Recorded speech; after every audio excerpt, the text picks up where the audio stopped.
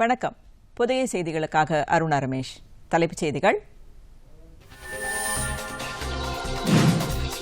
உலகத்தரம் வாய்ந்த மருந்துகளை குறைந்த விலையில் உற்பத்தி செய்ய வேண்டியது காலத்தின் தேவை. குடியரசு துணைத் தலைவர் வெங்கையா நாயுடு.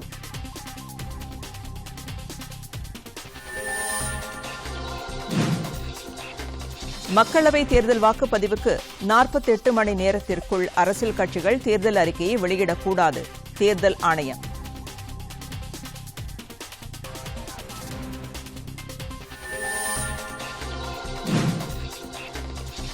வெளியுறவுத்துறை அமைச்சர் சுஷ்மா ஸ்வராஜ் 2 நாள் பயணமாக மாலத்தீவுகள் சென்றடைந்தார்.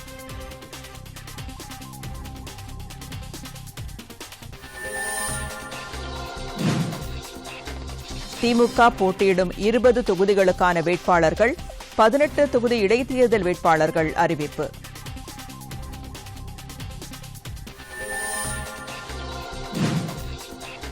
அஇஅதிமுக கூட்டணி கட்சிகள் போட்டியிடும் தொகுதிகள் வெளியீடு.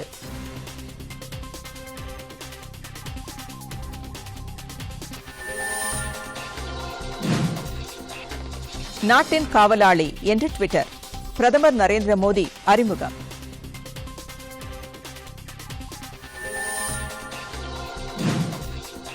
அபுதாபி சிறப்பு ஒலிம்பிக் போட்டி, இந்தியா 102 பதக்கங்களுடன் சாதனை. இனி விரிவான செய்திகள். உலகத்தரம் வாய்ந்த மருந்துகளை குறைந்த விலையில் உற்பத்தி செய்ய வேண்டியது காலத்தின் தேவை என்று குடியரசு துணைத் தலைவர் வெங்கையா நாயுடு தெரிவித்துள்ளார். ஹைதராபாத்தில் நிகழ்ச்சி ஒன்றில் பேசிய அவர், இந்திய மருந்தியல் தொழில்துறையினர் தயாரிப்பு மற்றும் தர நிர்ணய விதிமுறைகளில் உயர்ந்த நிலையை பின்பற்ற வேண்டும் என்று வலியுறுத்தினார். புற்றுநோய் உள்ளிட்ட ஆட்கொல்லி நோய்களால் பாதிக்கப்படுவோரின் எண்ணிக்கை அபாயகரமான அளவுக்கு உள்ளதாக குறிப்பிட்டுள்ள அவர், மருந்தின் தரத்தில் எந்தவித சமரசத்திற்கும் இடம் கொடுக்காமல் புதிய மருந்துகளை கண்டுபிடிக்க வேண்டும் என்று கேட்டுக் கொண்டார். மிகவும் அறியப்படாத அரிய வகை நோய்களை கட்டுப்படுத்துவதற்கும் புதிய மருந்துகளை உருவாக்க வேண்டும் என்று அவர் கேட்டுக் கொண்டார். உயிர்காக்கும் மருந்து பொருட்களை வளரும் நாடுகளிலும் குறைந்த விலையில் கிடைக்கச் செய்வதன் மூலம் இந்திய மருந்து தயாரிப்பு நிறுவனங்கள் தன்னிகரற்ற சேவை புரிந்து வருவதாக அவர் பாராட்டினார். நாடாளுமன்ற தேர்தல் வாக்குப்பதிவுக்கு 48 மணி நேரம் உள்ள நிலையில் எந்தவொரு அரசியல் கட்சியும் தங்களின் தேர்தல் அறிக்கையை வெளியிடக்கூடாது என்று தேர்தல் ஆணையம் அறிவுறுத்தியுள்ளது. இது தொடர்பாக தேர்தல் ஆணையம் வெளியிட்டுள்ள அறிக்கையில், தேர்தல் நடத்தை விதிமுறைகளின் ஒரு பகுதியாக இந்த உத்தரவு வெளியிடப்படுவதாக தெரிவிக்கப்பட்டுள்ளது. தேர்தல் தேதிகள் அறிவிக்கப்பட்ட பின்னர் அரசியல் கட்சிகள் கடைபிடிக்க வேண்டிய நடத்தை விதிமுறைகளில் இந்த உத்தரவும் அடங்கும் என்று அதில் கூறப்பட்டுள்ளது. அதாவது, வாக்குப்பதிவுக்கு 2 நாட்களுக்கு முன்னர் தேர்தல் அறிக்கையை வெளியிட்டுவிட வேண்டும் என்று தேர்தல் ஆணையம் தெரிவித்துள்ளது. வெளியுறவுத்துறை அமைச்சர் சுஷ்மா ஸ்வராஜ் 2 நாள் பயணமாக இன்று மாலத்தீவு சென்றடைந்தார். அவருடன் வெளியுறவுத்துறை செயலாளர் விஜய் கோகலே தலைமையிலான உயர்நிலைக் குழுவும் மாலத்தீவு சென்றுள்ளது. மாலத்தீவுகளின் வெளியுறவு அமைச்சர் அப்துல்லா சாஹிப்பின் அழைப்பின் பேரில் அங்கு சென்றுள்ள சுஷ்மா ஸ்வராஜ், 2 நாடுகளின் உறவுகளை மேலும் வலுப்படுத்தும் வகையில் பேச்சுவார்த்தைகளை மேற்கொள்ள உள்ளதாக வெளியுறவு செய்தி தொடர்பாளர் ரவீஸ்குமார் ட்விட்டரில் தெரிவித்துள்ளார். மாலத்தீவுகளில் அதிபர் இப்ராஹிம் முகமது சோலி, வெளியுறவு அமைச்சர் அப்துல்லா சாஹிப் ஆகியோருடன் சுஷ்மா ஸ்வராஜ் பேச்சுக்கள் நடத்தவுள்ளார்.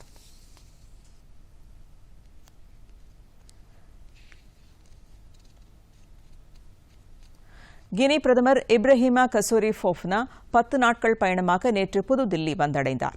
இந்தியா ஆப்பிரிக்கா வர்த்தக மாநாட்டில் கலந்து கொள்வதுடன் 2 நாடுகளுக்கும் இடையே நல்லுறவுகள் குறித்து அவர் பேச்சுவார்த்தை நடத்தவுள்ளார். இன்று நடைபெறவுள்ள CIA எக்ஸிம் வங்கி கூட்டத்திலும் கினி பிரதமர் பங்கேற்கிறார். இந்த பயணத்தின்போது அவர் குடியரசுத் தலைவர் ராம்நாத் கோவிந்த், துணைத் தலைவர் வெங்கையா நாயுடு உள்ளிட்ட இந்திய தலைவர்களை சந்தித்து பேச்சு நடத்துவார் என்று வெளியுறவுத்துறை அமைச்சக செய்தி தொடர்பாளர் ரவீஸ்குமார் தெரிவித்தார். வரும் 20ஆம் தேதி முதல் விசாகப்பட்டினத்தில் நடைபெறும் நிகழ்ச்சியில் கினி பிரதமர் கலந்து கொள்வார். இதற்கிடையே கானா நாட்டின் துணை அதிபர் மஹ்மூது பௌமியாவும் இந்தியாவில் நடைபெறும் CIA எக்ஸிம் வங்கி கூட்டத்தில் கலந்து கொள்வதற்காக புதுதில்லி வரவுள்ளதாக தகவல்கள் தெரிவிக்கின்றன.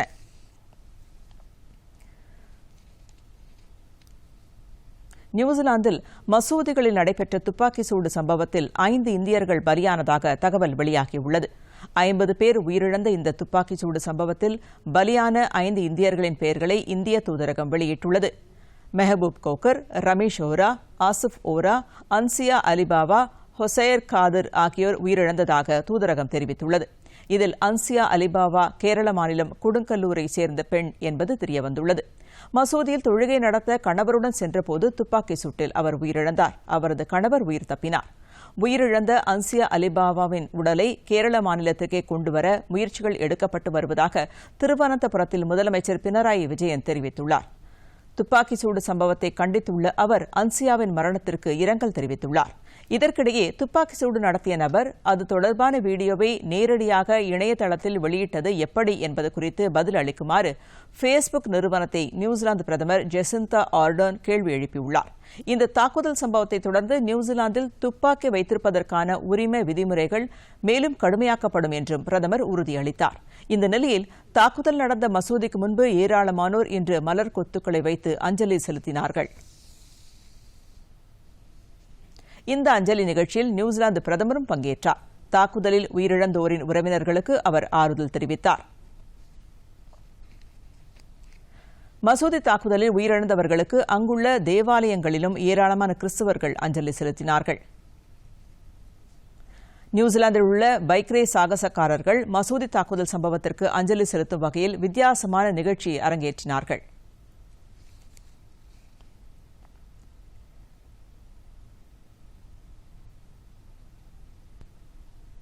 நேபாளத்தில் தனியார் விமான நிறுவனமான புத்தா நிறுவனம் கொல்கத்தாவிற்கு விமான சேவையை தொடங்க உள்ளது.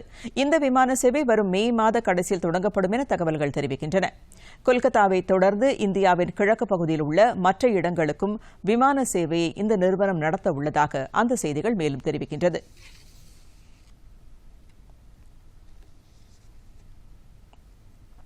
மக்களவைத் தேர்தல் நெருங்கி வரும் நிலையில் அனைத்து அரசியல் கட்சிகளும் சுகாதாரம் தொடர்பான விஷயங்களுக்கு முன்னுரிமை அளிக்க வேண்டும் என்று இந்திய மருத்துவர் சங்கம் IMA வலியுறுத்தியுள்ளது. இது தொடர்பாக அறிக்கை ஒன்றை வெளியிட்டுள்ள IMA பொது சுகாதாரத்தை மேம்படுத்த மருத்துவ கல்வி மற்றும் ஆராய்ச்சியை நெறிமுறைப்படுத்துவது அவசியம் என்று குறிப்பிட்டுள்ளது. இதற்கு ஏற்ற வகையில் கொள்கைகளை மாற்ற வேண்டும் என்றும் அது யோசனை தெரிவித்துள்ளது. உயரிய மருத்துவ சேவைகளை வழங்க நாட்டின் உள்நாட்டு மொத்த உற்பத்தி குறியீடு குறைந்தது 5% இருக்க வேண்டும் என்று இந்திய மருத்துவ சங்கத்தின் தலைவர் சாந்தனு சென் கூறியுள்ளார். சுகாதார விழிப்புணர்வை ஏற்படுத்த விரைவில் நாடு முழுவதும் பிரச்சாரத்தை மேற்கொள்ள திட்டமிட்டிருப்பதாக அவர் கூறியுள்ளார். இனி வருவது தேர்தல் செய்திகள்.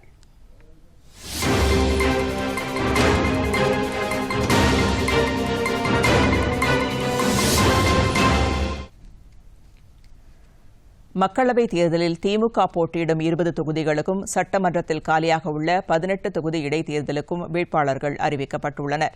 திமுக தலைமையகமான அண்ணா அறிவாலயத்தில் அக்கட்சியின் தலைவர் மு.க.ஸ்டாலின் இந்த பட்டியலை வெளியிட்டார்.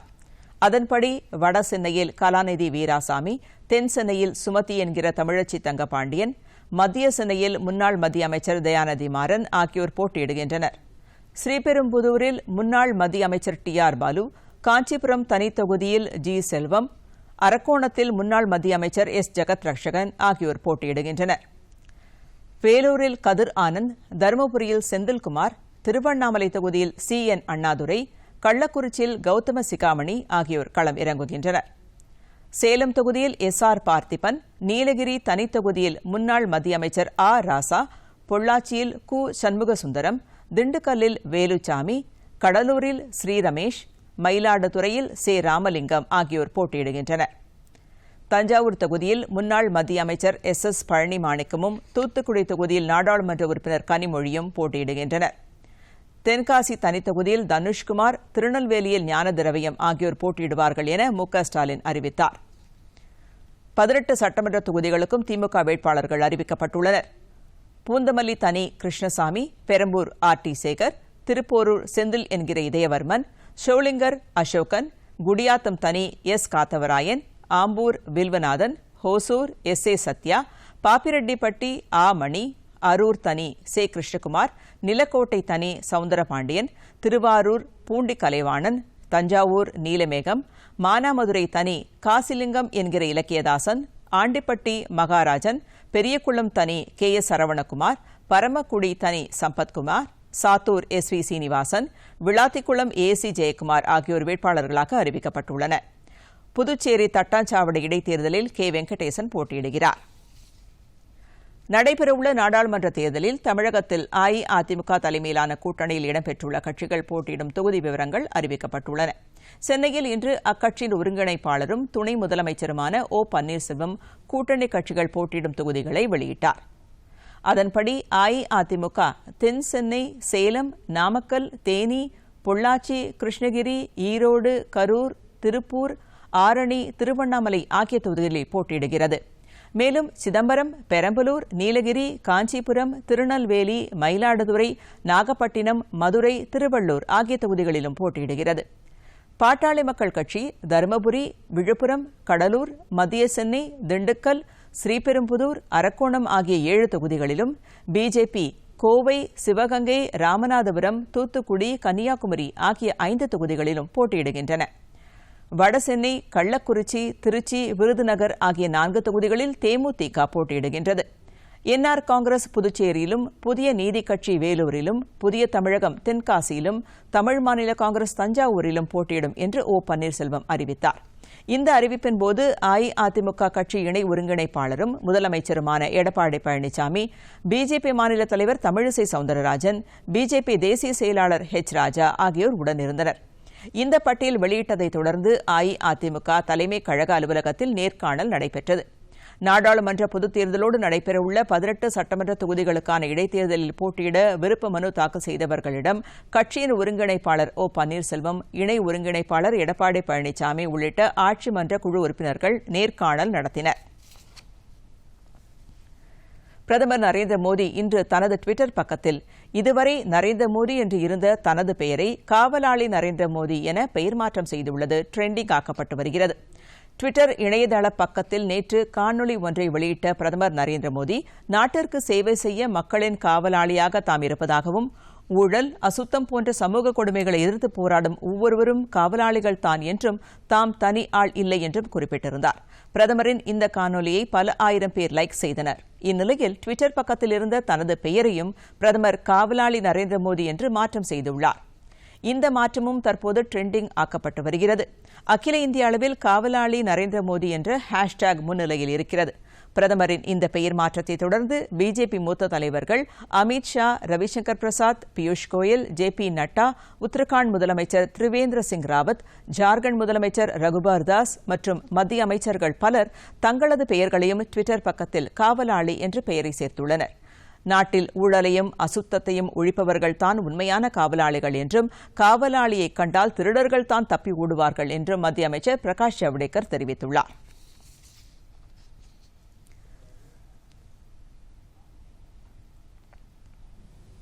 और ये इसलिए दिया है कि देखो, चौकीदार के उपस्थिति से ही चोर भागता है और मोदी जी की उपस्थिति से ही ये भागे हैं। देश कह रहा है मैं हूं चौकीदार, और चौकीदार है इसीलिए चोर भाग रहा है।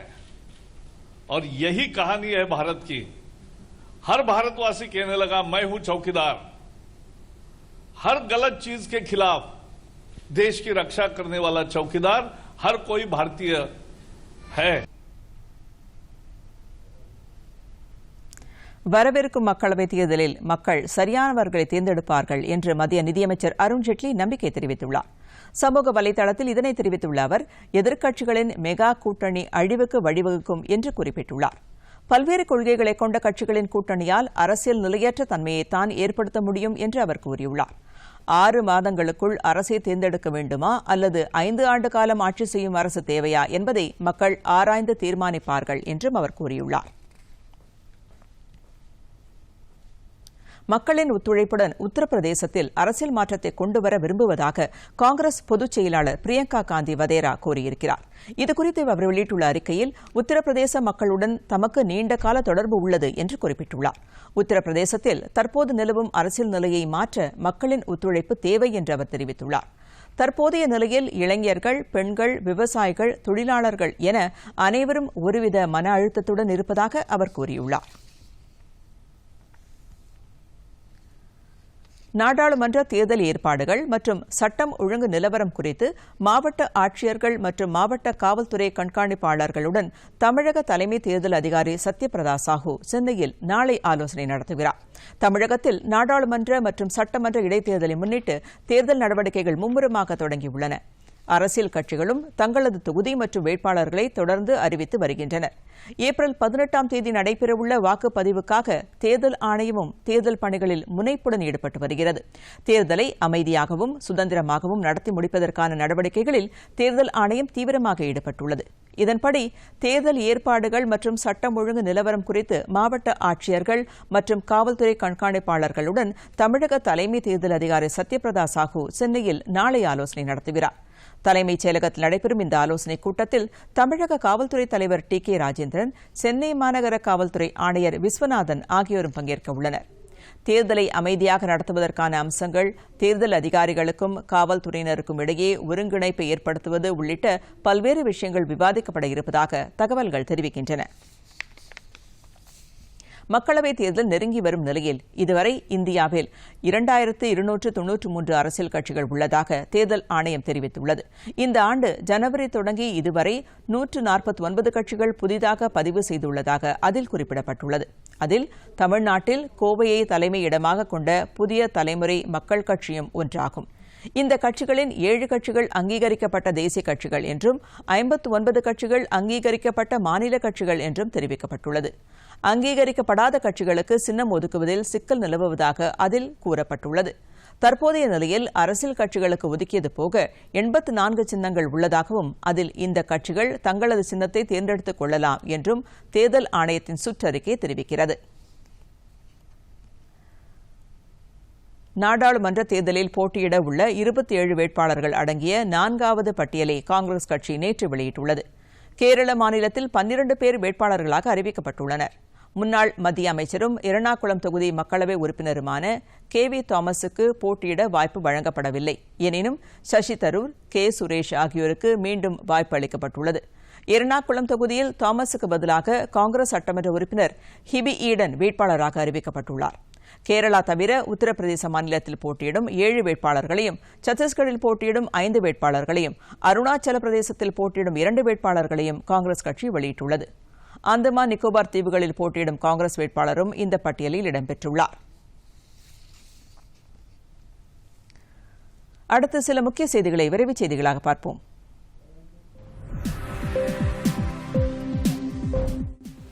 தஞ்சாவூர் தொகுதியில் தமிழ் மாநில காங்கிரஸ் கட்சி சார்பில் போட்டியிடும் வேட்பாளரின் பெயர் நாளை அறிவிக்கப்படும் என்று அக்கட்சியின் தலைவர் ஜி கே வாசன் தெரிவித்துள்ளார். ஈரோட்டில் செய்தியாளர்களிடம் பேசிய அவர், நடைபெறவிருக்கும் தேர்தலில் அஇஅதிமுக கூட்டணியில் தமிழ் மாநில காங்கிரசிற்கு தஞ்சாவூர் தொகுதி ஒதுக்கப்பட்டுள்ளதாகவும், கூட்டணி நலன் கருதி எண்ணிக்கையின் அடிப்படையில் தாம் கூட்டணி வைக்கவில்லை என்றும் தெரிவித்தார். திமுக கூட்டணியில் 2 இடங்கள் பெற்றுள்ள விடுதலை சிறுத்தைகள் கட்சி இன்று தனது வேட்பாளர் பட்டியலை வெளியிட்டது. சென்னையில் இன்று செய்தியாளர்களிடம் பேசிய அக்கட்சியின் தலைவர் திருமாவளவன், சிதம்பரம் தனி தொகுதியில் தாம் தனி சின்னத்தில் போட்டியிடுவதாகவும், விழுப்புரம் தனி தொகுதியில் ரவிக்குமார் உதயசூரியன் சின்னத்தில் போட்டியிடுவதாகவும் தெரிவித்தார். சின்னத்தை ஒதுக்காமல் தேர்தல் ஆணையம் தாமதப்படுத்துவது சந்தேகத்தை ஏற்படுத்துவதாகவும் அவர் தெரிவித்தார். உத்தரப்பிரதேச மாநிலத்தில் அப்னா தளத்துடன் காங்கிரஸ் கட்சி தொகுதி பங்கீட்டை நிறைவு செய்துள்ளது. அதன்படி அப்னா தளத்திற்கு 2 மக்களவை தொகுதிகள் அளிக்கப்பட்டுள்ளன. கிருஷ்ணா பட்டேல் தலைமையிலான அந்த கட்சிக்கு கோண்டா, பிலிபித் ஆகிய தொகுதிகள் ஒதுக்கப்பட்டுள்ளன. இதற்கிடையே அப்னா தளம் சோனிலால் பிரிவு பிஜேபியுடன் கூட்டணி அமைத்துள்ளது. கிருஷ்ணா பட்டேலின் மகளும் மத்திய அமைச்சருமான அனுப்பிரியா பட்டேல் அப்னா தளம் சோனிலால் பிரிவுக்கு தலைமை வகிக்கிறார். அனுப்பிரியா பட்டேல் மீண்டும் மிர்சாப்பூர் தொகுதியில் போட்டியிடுவார் என பிஜேபி தலைவர் அமித்ஷா டுவிட்டர் செய்தியில் தெரிவித்துள்ளார். பிஜேபி கட்சி வேட்பாளர்கள் பட்டியல் இன்றோ அல்லது நாளையோ வெளியிடப்படும். பிஜேபி மாநில தலைவர் தமிழிசை சவுந்தரராஜன் இதனை தெரிவித்துள்ளார். சென்னை விமான நிலையத்தில் செய்தியாளர்களிடம் பேசிய அவர், புதுதில்லியில் நடைபெறும் நாடாளுமன்ற உயர்மட்ட குழு கூட்டத்தில் பரிசீலித்த பின் வேட்பாளர்களின் பட்டியல் அறிவிக்கப்படும் என்று கூறினார். சமூக வலைதளங்களை பொதுமக்கள் தவறாக பயன்படுத்தக்கூடாது என்றும், அதில் வெளியிடப்படும் விமர்சனங்கள் தனிநபரை உதாசீனப்படுத்தாத வகையில் இருக்க வேண்டும் என்றும் கூறினார். திருவாரூர் மாவட்டம் மேல வீதியில் தேர்தல் விழிப்புணர்வு பேரணியை மாவட்ட தேர்தல் அலுவலரும் ஆட்சியருமான த. ஆனந்த் தொடங்கி வைத்தார். இந்த பேரணியில் 100 மாற்றுத்திறனாளிகள் தங்களது 3 சக்கர வாகனத்துடன் கலந்து கொண்டனர். உங்கள் வாக்கு உங்கள் எதிர்காலம் என்பதை உணர்ந்து அனைவரும் தவறாமல் வாக்களிக்க வேண்டும் என்று ஆட்சியர் வலியுறுத்தினார். வாக்களிப்பது குறித்த விழிப்புணர்வு துண்டு பிரசுரங்களை வழங்கிய ஆட்சியர் பின்னர் மாற்றுத்திறனாளிகளின் 3 சக்கர வாகனங்களில் தேர்தல் விழிப்புணர்வு ஸ்டிக்கர்களை ஒட்டினார். மக்களவை மற்றும் சட்டமன்ற இடைத்தேர்தலில் வாக்காளர்கள் தங்கள் வாக்குகளை தவறாமல் செலுத்த வேண்டும் என்ற விழிப்புணர்வு நிகழ்ச்சி தேனி மாவட்டத்தில் இன்று நடைபெற்றது. ஜான் பெனிக்விக் பேருந்து நிலையத்தில் நடைபெற்ற இந்நிகழ்ச்சியில் மாவட்ட ஆட்சியர் பல்லவி பல்தேவ், காவல்துறை கண்காணிப்பாளர் பாஸ்கரன் மற்றும் போக்குவரத்து துறை அதிகாரிகள் ஆட்டோ மற்றும் பேருந்துகளில் விழிப்புணர்வு ஸ்டிக்கர்களை ஒட்டினர். ராமநாதபுரம் மாவட்டத்தில் உள்ள 4 சட்டமன்ற தொகுதிகளில் தேர்தல் பணியில் ஈடுபட்டு வரும் காவல்துறையினருக்கான பயிற்சி மாவட்ட ஆட்சியரும் தேர்தல் அலுவலருமான கோ வீரராகவராவ் தலைமையில் இன்று நடைபெற்றது. தேர்தல் நன்னடத்தை விதிமுறைகள் மீறல்களை தொடர்ந்து கண்காணிக்க வேண்டும் என்றும் விதிமுறைகளை மீறுபவர்கள் மீது பாரபட்சமின்றி வழக்கு பதிவு செய்து நடவடிக்கை மேற்கொள்ள வேண்டும் என்றும் அவர் வலியுறுத்தினார். பதற்றமான வாக்குச்சாவடிகளில் தேவையான நடவடிக்கைகளை மேற்கொள்ள வேண்டும் என்றும் உரிய ஆவணமின்றி பணம், பொருட்கள் ஆகியவற்றை கைப்பற்றுகையில் இந்திய தேர்தல் ஆணையத்தின் வழிகாட்டுதலை முறையாக பின்பற்ற வேண்டும் என்றும் அவர் அறிவுறுத்தினார். மதுரை மாவட்டத்தில் மேலூர் சிட்டம்பட்டி சுங்கச்சாவடி அருகே தேர்தல் பறக்கும் படையினர் நடத்திய சோதனையில் கண்டெய்னர் லாரியில் இருந்த பெட்டியில் நகைகள் பறிமுதல் செய்யப்பட்டுள்ளன. மதுரையிலிருந்து திருச்சி வந்து கொண்டிருந்த லாரியில் நகைகள் இருந்தது கண்டுபிடிக்கப்பட்டதை அடுத்து லாரி மதுரை மாவட்ட ஆட்சியர் அலுவலகத்திற்கு கொண்டுவரப்பட்டது. வருமான வரித்துறை மற்றும் சுங்கத்துறை அதிகாரிகள் முன்னிலையில் நடைபெற்ற நகை மதிப்பீட்டாளரை வைத்து நடத்திய சோதனையில் அவை கவரிங் நகைகள் என கண்டறியப்பட்டது. இதேபோல் சோழவந்தான் தொகுதிக்கு உட்பட்ட பகுதியில் ஆவணமின்றி கொண்டு செல்லப்பட்ட சுமார் 4.25 லட்சம் ரூபாய் பறிமுதல் செய்யப்பட்டுள்ளது. விழுப்புரம் மாவட்ட ஆட்சியர் அலுவலகத்தில் வீடியோ கண்காணிப்பு மையம் திறந்து வைக்கப்பட்டது. இதை திறந்து வைத்து பேசிய மாவட்ட ஆட்சியர் சுப்பிரமணியன், அரசியல் கட்சிகளின் சுவர் விளம்பரங்கள் கண்காணிக்கப்பட்டு தணிக்கை செய்யப்படும் என்றும் தனியார் அச்சகத்திலிருந்து வெளியிடப்படும் போஸ்டர்களில் அச்சகம் குறித்த முழு தகவலும் இடம்பெற்றிருக்க வேண்டும் என்றும் கூறினார். நகர பகுதிகளில் சுவர் விளம்பரங்கள் எழுதக்கூடாது, ஊரக பகுதிகளில் தனியார் சுவர்களில் மட்டும் அனுமதி பெற்று எழுதலாம் என்றும் அப்போது அவர் தெரிவித்தார். சேலத்தில் காவலர்கள் மற்றும் காவல்துறை உயரதிகாரிகள் பங்கு பெற்ற வாக்காளர் விழிப்புணர்வு பேரணி நடைபெற்றது. சேலம் குமாரசாமிப்பட்டி காவல் விளையாட்டு மைதானத்தில் நடைபெற்ற இந்த விழிப்புணர்வு பேரணியில் வரவிருக்கும் நாடாளுமன்ற தேர்தலில் 100% வாக்களிப்பினை வலியுறுத்தும் வகையில் காவலர்கள் போஸ்டல் வடிவில் அணிவகுத்து நின்றனர். மேலும் அனைத்து காவலர்களும் தவறாமல் வாக்களிக்கும் உறுதிமொழி மற்றும் கையெழுத்து இயக்கமும் நடைபெற்றது. இந்த பேரணியை அம்மாவட்ட ஆட்சியர் ரோஹிணி துவக்கி வைத்தார். தூத்துக்குடி கடற்கரை சாலையில் 100% வாக்களிப்பதன் அவசியம் குறித்து பல்வேறு கிராமிய கலை நிகழ்ச்சிகள் நடத்தப்பட்டன. இன்று காலை கடற்கரை சாலையில் நடைபயிற்சி மேற்கொள்வோர் மற்றும் பள்ளி, கல்லூரி மாணவ மாணவியர், பொதுமக்கள் ஆகியோர் முன்னிலையில் வாக்காளர் விழிப்புணர்வு குறித்த கோலப் போட்டிகள் உள்ளிட்ட பல்வேறு கலை நிகழ்ச்சிகள் நடத்தப்பட்டன. விழிப்புணர்வு பதாகைகளை ஏந்தியபடி ஸ்கேட்டிங் ஓட்டமும் நடைபெற்றது. மாவட்ட ஆட்சியர் சந்தீப் நந்தூரி நிகழ்ச்சியை தொடங்கி வைத்து பொதுமக்களிடம் மாவட்டத்தில் 100% வாக்களிப்பதன் முக்கியத்துவம் குறித்து உரையாற்றினார். திமுக கூட்டணியில் இடம்பெற்றுள்ள மதிமுக தனது தேர்தல் அறிக்கையை வருகிற 20ஆம் தேதி வெளியிடும் என்று அக்கட்சியின் பொதுச் செயலாளர் வைகோ இன்று வெளியிட்டுள்ள அறிக்கையில் தெரிவித்துள்ளார். இந்த தேர்தல் அறிக்கையை தயாரிப்பதற்காக மாரியப்பன், வந்தியத்தேவன், ஆவடி அந்தரிதாஸ், மணவை தமிழ்மாணிக்கம், எழுத்தாளர் மதுரா ஆகிய 5 அடங்கிய வரைவு குழு அமைக்கப்பட்டிருப்பதாகவும் அந்த அறிக்கையில் வைகோ தெரிவித்துள்ளார். சற்றுமுன் வந்த செய்தி. கோவா முதலமைச்சர் மனோகர் பாரிக்கர் உடல்நலக் குறைவால் காலமானார். அவருக்கு வயது 63.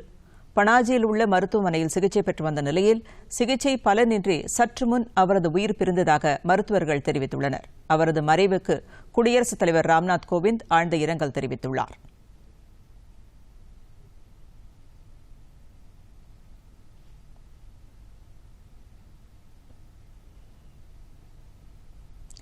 மற்ற செய்திகளை மேலும் விரைவு செய்திகளாக பார்ப்போம்.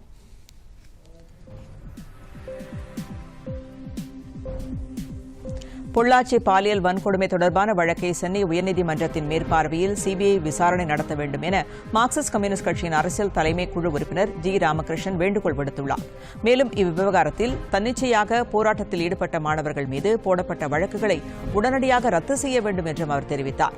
கூட்டணி குறித்த கேள்விக்கு பதில் அளிக்கையில் மதச்சார்பற்ற முற்போக்கு கூட்டணி என்பது தேர்தலுக்காக உருவானது அல்ல என்றும் பல்வேறு பிரச்சினைகளுக்கு எதிராக கூட்டு இயக்கமாக பலமுறை செயல்பட்டுள்ளதாகவும் அவர் தெரிவித்தார்.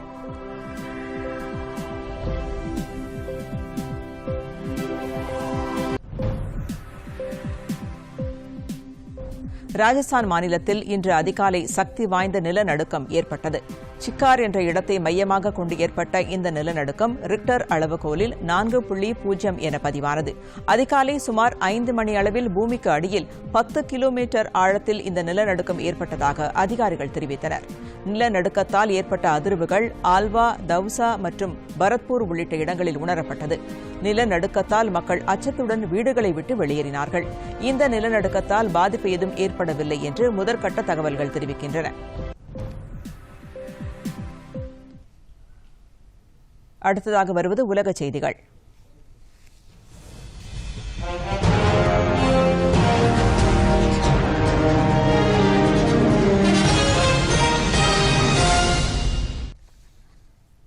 இந்தோனேசியாவில் ஏற்பட்ட கடும் வெள்ளப்பெருக்கிற்கு இதுவரை 63 பேர் பலியாகிவிட்டதாக அங்கிருந்து வரும் தகவல்கள் தெரிவிக்கின்றன. இந்தோனேசியாவின் கிழக்கு பகுதியில் உள்ள பப்புவா மாகாணத்தில் தொடர்ந்து பெய்து வரும் பலத்த மழையால் கடும் வெள்ளப்பெருக்கு ஏற்பட்டுள்ளது. பல இடங்களில் நிலச்சரிவுகளும் ஏற்பட்டுள்ளன. சுமார் 3000 பேர் பாதுகாப்பான இடங்களுக்கு அப்புறப்படுத்தப்பட்டுள்ளனர். தொடர்ந்து பெய்து வரும் பலத்த மழையால் ஏராளமான வீடுகள் சேதமடைந்துள்ளன. இந்த திடீர் வெள்ளத்திற்கு இதுவரை 63 பேர் பலியாகிவிட்டதாகவும் தொடர்ந்து உடல்கள் மீட்கப்பட்டு வருவதால் பலியானோர் எண்ணிக்கை உயரும் என்றும் தகவல்கள் வெளியாகியுள்ளன. வெள்ளம் சூழ்ந்துள்ள பகுதிகளில் மீட்புக் குழுக்களும் மருத்துவக் குழுக்களும் முழுவீச்சில் பணிகளை மேற்கொண்டுள்ளன. நிவாரண முகாம்களில் தங்க வைக்கப்பட்டுள்ளவர்களுக்கு அத்தியாவசிய பொருட்கள் வழங்கப்பட்டு வருகின்றன.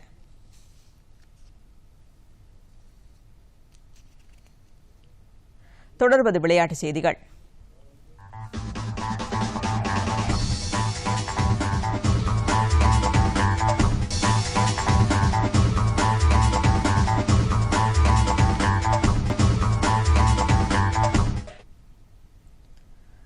அபுதாபியில் நடைபெறும் சிறப்பு ஒலிம்பிக் விளையாட்டுப் போட்டிகளில் இந்திய வீரர்கள் சிறப்பான ஆட்டத்தை வெளிப்படுத்தி வருகின்றனர். இதுவரை இந்திய வீரர்கள் 23 தங்கம் உட்பட 102 பதக்கங்களை வென்றுள்ளனர். ரோலர் ஸ்கேட்டிங், பவர் லிப்டிங் உட்பட பல்வேறு போட்டிகளில் இந்தியாவிற்கு பதக்கங்கள் கிடைத்தது. ஹரியானாவை சேர்ந்த Supreet Singh 1000 metre roller skating பிரிவிலும், ரிஷப் ஜெயின் 1000 மீட்டர் பிரிவிலும், மகாராஷ்டிராவின் பிரியா பிரகாஷ் கடா ஆகியோர் தங்கப்பதக்கங்களை வென்றுள்ளனர். மகாராஷ்டிராவின் மனாலி மனோஜ் பவர் லிப்டிங் பிரிவில் தங்கம் வென்றுள்ளார். இதுவரை இந்தியா 23 தங்கப்பதக்கங்களை வென்றுள்ளது குறிப்பிடத்தக்கது.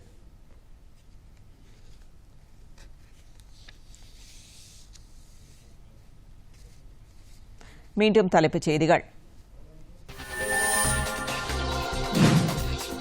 கோவா முதலமைச்சர் மனோகர் பாரிக்கர் உடல்நலக் குறைவால் காலமானார்.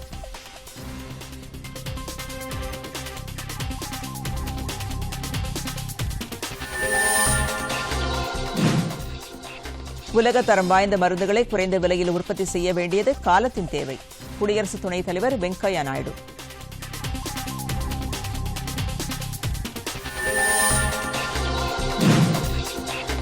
மக்களவை தேர்தல் வாக்குப்பதிவிற்கு 48 மணி நேரத்திற்குள் அரசியல் கட்சிகள் தேர்தல் அறிக்கையை வெளியிடக்கூடாது.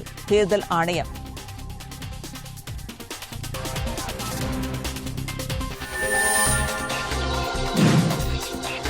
வெளியுறவுத்துறை அமைச்சர் சுஷ்மா ஸ்வராஜ் 2 நாள் பயணமாக மாலத்தீவுகள் சென்றடைந்தார்.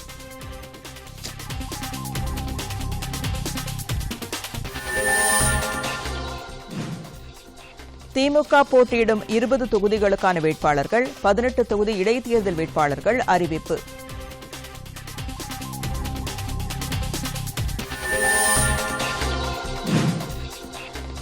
அஇஅதிமுக கூட்டணி கட்சிகள் போட்டியிடும் தொகுதிகள் வெளியீடு.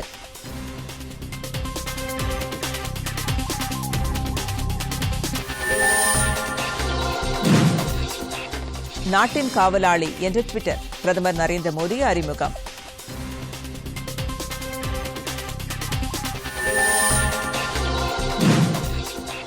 அபுதாபி சிறப்பு ஒலிம்பிக் போட்டி, இந்தியா 102 பதக்கங்களுடன் சாதனை. பொதிகை செய்திகளை யூடியூபில் தமிழ் நியூஸ் தூர்தர்ஷன் என்ற சேனலிலும், ட்விட்டரில் Tamil news Doordarshan @DD news Chennai என்ற பக்கத்திலும் காணலாம்.